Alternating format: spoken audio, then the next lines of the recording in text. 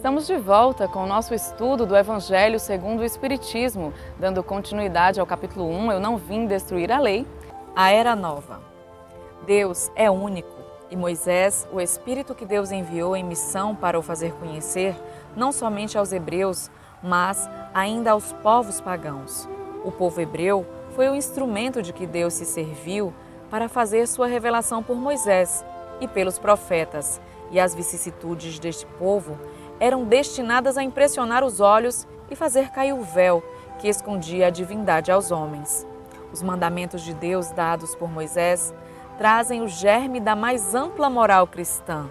Os comentários da Bíblia limitavam-lhe o sentido, porque postos em prática em toda a sua pureza, ela não teria sido então compreendida, mas nem por isso os 10 mandamentos de Deus deixaram de permanecer como frontispício brilhante, como o farol que deveria iluminar a humanidade no caminho que haveria de percorrer. A moral ensinada por Moisés era apropriada ao estado de adiantamento no qual se encontravam os povos que ela foi chamada a regenerar.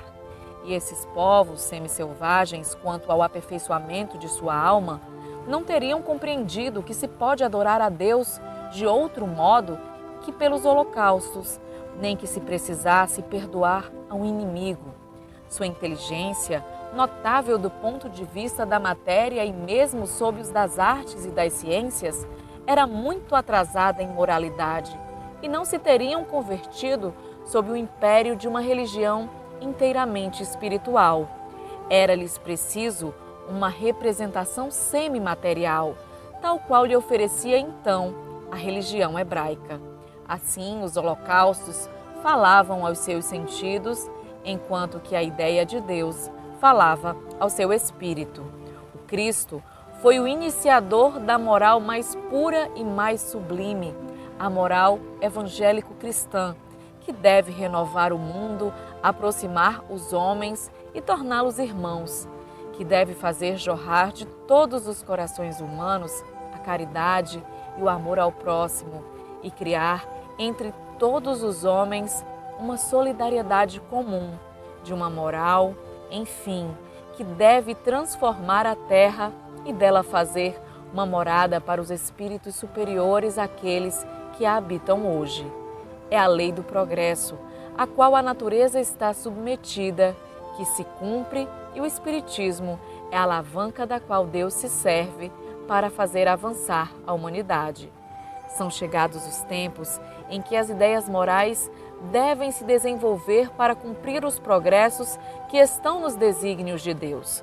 Elas devem seguir o mesmo caminho que as ideias de liberdade percorreram e que delas eram precursoras.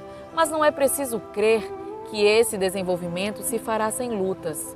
Não, elas têm necessidade, para atingir a maturidade, de abalos e de discussões, a fim de que atraiam a atenção das massas. Uma vez fixada a atenção, a beleza e a santidade da moral impressionarão os espíritos e eles se interessarão por uma ciência que lhes dá a chave da vida futura e lhes abre as portas da felicidade eterna. Foi Moisés quem abriu o caminho. Jesus continuou a obra e o Espiritismo a arrematará. A respeito da passagem da nova era, é interessante observar que Moisés trouxe informações que eram relativas a seu tempo, para aquele povo, para a infância da humanidade.